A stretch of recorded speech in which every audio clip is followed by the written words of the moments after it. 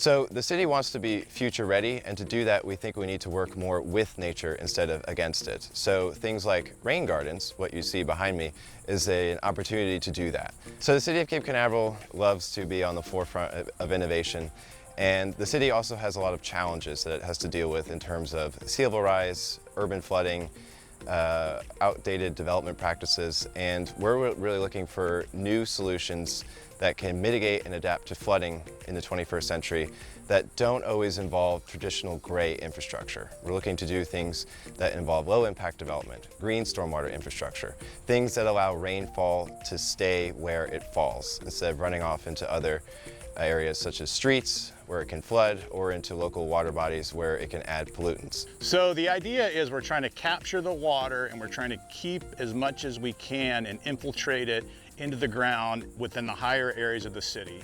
The way that we used to do stormwater drainage back in the 50s when a lot of the city was built, the idea in those times was you were trying to get the water off the landscape as fast as possible out into the estuary. So that would be the lagoon. And that worked for drainage, kind of. And so now we fast forward 70 years into the future, we've had issues with sea level rise, we have issues with water quality, and the idea of pushing water that has all of the stuff from our roads, from our yards, any of the material that's within the city, and directly sending that into the estuary, that's not very good for water quality. And so the idea is you want to take the water, if you put it into these features and you hold it within the landscape, you're treating it, you're also keeping it from overwhelming the stormwater systems, and so issues with flooding. So the systems don't even work like they used to.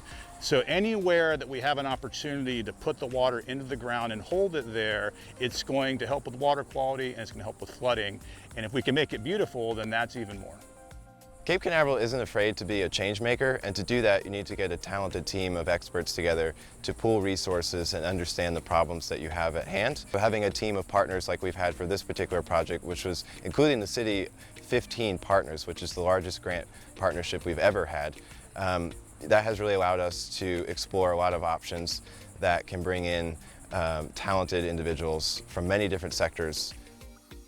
Since day one, when the plants were put in, we've seen an increase in the number of bees and butterflies coming to the site, and that just shows that it's a haven for all of these species that maybe didn't previously have a place in order to go in order to get the food and shelter that they need.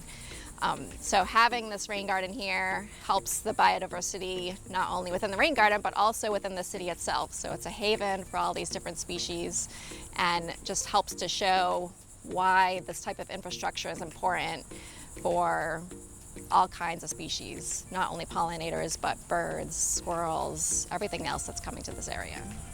Continuous monitoring of environmental parameters is super important, specifically to kind of gauge how, like a project like this previously, before that, how it can improve the water quality and the various environmental parameters. So like for our auto sampler, we're going to be collecting the stormwater runoff before it comes into the rain garden and after. So we can kind of see whether the nitrogen and phosphorus concentrations will increase or decrease, hopefully decrease. But continuous measurements of environmental sensors helps us determine whether what we're doing is actually impacting and improving the environment. So the city has big plans in the future for replicating this project across other areas of the community that deal with flood issues. We would like to scale it to meet the demands of certain areas of the community. It doesn't necessarily have to be this big everywhere, but we do think by adding several more of these in strategic locations, we can mitigate and adapt to flooding both now and in the future to become more future ready. So much of our community are veterans or families of veterans. And I feel it's important to recognize them, to give them this space as an honor, and to reflect on what it means and what veterans have been willing to offer for our freedoms. To a veteran, to have an area that recognizes their service, whether they've been in service a couple of years or 30 years, it's something that when they come to a park like this, they reflect on and remember that what they've done for the country, and all more so what the veterans that they've known throughout the years. It's a place for them to come and reflect on that.